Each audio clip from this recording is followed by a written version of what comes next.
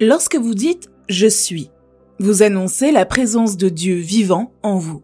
Vous déclarez ce que vous êtes. Je suis ce que je suis. Ce mot indique ce que vous voulez être, ce que vous aimeriez être. Le deuxième, je suis, signifie la prière exaucée, l'accomplissement, la réalisation de votre désir, de votre rêve ou de votre aspiration. Vous ne répétez pas « je suis ce que je suis », juste pour le dire, pas du tout. Mais vous vous sentez être ce que vous désirez ardemment être. Vous êtes intéressé, fasciné, absorbé par votre idéal. Il commence à se figer dans votre esprit. Ce qui est imprimé dans le subconscient s'exprime sur l'écran de l'espace. Puis vient le cri de victoire. Vous voyez la plénitude, la beauté, la perfection, la chose que vous vouliez être. Vous pouvez dire, par exemple, que je suis un homme d'esprit. Je suis inspiré. Je suis divinement guidé. Je suis un tout. Vous pouvez vivre dans cette atmosphère parce que vous devenez ce que vous attachez au « je suis ». Quoi que vous attachiez à « je suis » avec le sentiment et avec la compréhension, vous allez le devenir. Par exemple, si vous cherchez votre véritable place dans la vie, cette prière est simple, mais elle fonctionne d'une manière magnifique, merveilleuse. Je l'ai donnée à de nombreuses personnes dans le monde entier. Faites-la, dites-vous, je suis à ma vraie place. Je fais ce que j'aime faire. Je suis divinement heureux. Je suis divinement prospère. Dites-le avec sentiment, en connaissance de cause et de manière significative, et alors l'esprit profond prendra le dessus et vous ouvrira toutes les portes.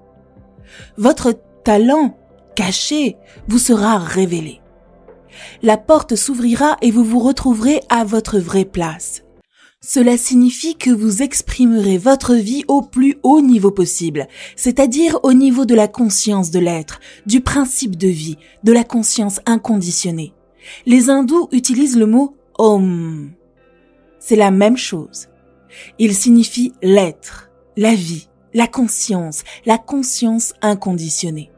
Il signifie l'un illimité. Il désigne le saint qui habite l'éternité et dont le nom est parfait. Vous pouvez dire par exemple « je suis entier, je suis parfait, je suis vital, je suis fort ». La Bible dit que le faible dise « je suis fort ». Que la veuve dise « tout va bien ». Détournez votre attention de votre problème, qu'il s'agisse d'une maladie, d'un manque, d'une limitation, etc. Concentrez votre attention sur votre idéal, votre but, votre objectif. Affirmez que vous êtes ce que vous désirez ardemment être. Réjouissez-vous et ressentez-le. Alors l'ancienne condition disparaîtra et vous connaîtrez la joie de l'exaucement de la prière. La Bible dit « Voici que moi, l'infini, je fais toutes choses nouvelles ». La Bible dit que l'homme n'aura pas besoin de se battre dans cette bataille. Mettez-vous en place, restez immobile et voyez le salut du Seigneur. Le mot « salut » est un vieux terme qui signifie la solution à votre problème, la réponse à votre prière. Il signifie bien sûr « sauver ». Mais sauver de quoi ? Eh bien, vous êtes sauvé de la peur, de l'ignorance, de la superstition. Vous êtes sauvé de la maladie, du manque, des limitations de toutes sortes. Pourquoi ? Parce que vous êtes conscient de la présence de Dieu en vous et dans votre capacité à le contacter. Lorsque vous l'invoquez, il vous répond. Il sera avec vous dans les difficultés. Il vous élèvera vers le haut parce que vous avez connu son nom. Son nom est la nature, la façon dont elle fonctionne. Voici que je me tiens debout et que je frappe à la porte. Si quelqu'un entend ma voix et ouvre la porte, j'entrerai, je boirai avec lui et lui avec moi. La présence de Dieu frappe toujours à la porte de votre cœur. Elle cherche toujours à s'exprimer à des niveaux plus élevés à travers vous. Vous êtes un canal du divin et vous devez donc écouter les murmures et les chuchotements des sources de votre cœur, car Dieu vous dit sans cesse « Montez plus haut, j'ai besoin de vous à des niveaux plus élevés ». C'est pourquoi votre désir est un don de Dieu. La réalisation de votre désir est votre sauveur. Si vous étiez perdu dans les bois, les conseils divins ou la lumière de Dieu éclaireraient votre chemin et vous révéleraient la sortie. Si vous avez faim, la nourriture est votre sauveur. Si vous mourrez de soif dans le désert, l'eau est votre sauveur. Si vous êtes en prison, la liberté est votre sauveur. Si vous êtes malade, la santé est votre sauveur. La réponse est donc toujours en vous. Et la conscience salvatrice est en vous parce que Dieu vous implique. Je me réjouis, dit la Bible, en Dieu mon sauveur. Tenez-vous tranquille et voyez le salut du Seigneur. Cela signifie qu'il faut faire taire les mécanismes de votre esprit. Faites appel à cette intelligence infinie qui vous répond.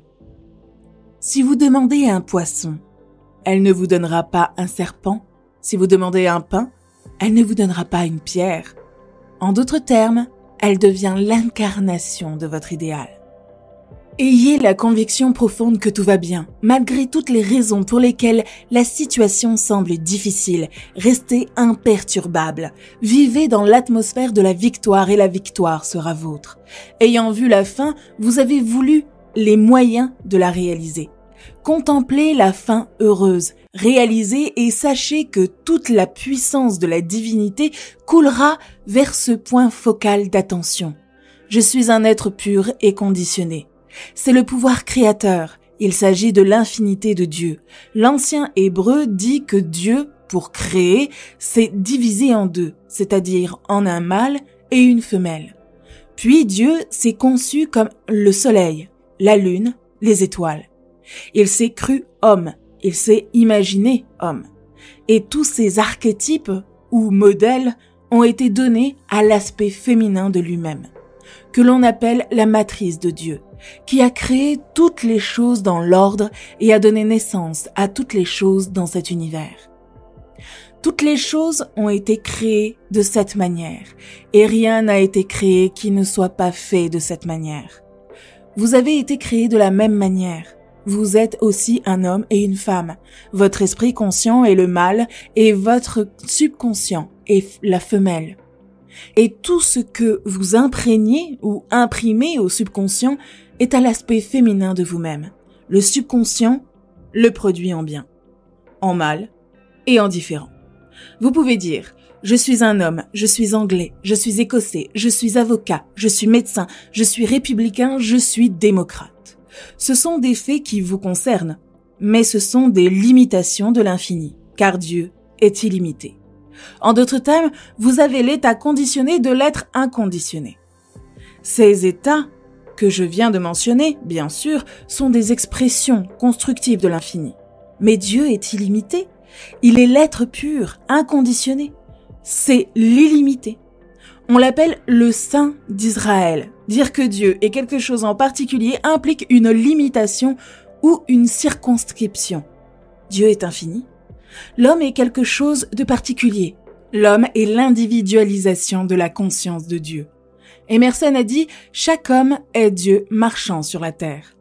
En d'autres termes, Dieu est devenu homme en se croyant homme. L'homme est donc Dieu dans sa limitation. C'est pourquoi vous êtes né avec certains dons, certains talents et certaines capacités. Vous êtes unique. Il n'y a personne au monde qui vous ressemble, car vous êtes vous-même. Vous avez peut-être un penchant pour la mécanique, pour la musique, pour la spiritualité, etc. Nous sommes tous différents. Il n'y a pas 2 brins d'herbe identiques. Pas 2 cristaux de neige. Pas 2 nervures d'arbres identiques. Pas plus que 2 feuilles. La différenciation infinie est la loi de la vie. Certains hommes sont grands, d'autres sont petits, d'autres sont très gros, d'autres sont maigres, d'autres naissent aveugles, d'autres sont infirmes, etc. Nous sommes donc tous différents. Nous sommes tous égaux aux yeux de Dieu. Mais les hommes ne sont pas égaux en force, en sagesse, en compréhension ou en quoi que ce soit d'autre. Vous pouvez aussi faire cela, vous pouvez associer des choses négatives à « je suis ». Rappelez-vous, et j'insiste sur ce point, que tout ce que vous attachez au « je suis » avec le sentiment, vous le devenez. Vous pouvez dire « je suis bête, je suis inférieur, je suis rejeté, je ne suis pas bon, je suis faible, je suis malade, je suis frustré, je suis seul, je suis malheureux, je suis pauvre ». toutes ces choses se réaliseront si vous continuez à les répéter, parce qu'elles descendent de votre conscient à votre subconscient. Et tout comme les graines, elles poussent selon leur espèce. Veillez donc à ne rien attacher au « je suis », qui ne soit pas noble, semblable à Dieu et digne. Partagez avec nous en commentaire ce que vous retenez de cette vidéo. Vous aiderez d'autres personnes et cela nous ferait très plaisir de vous lire. Merci d'avoir regardé la vidéo jusqu'à la fin. N'oubliez pas de liker et de partager la vidéo avec vos amis. À très bientôt sur Espace Motivation.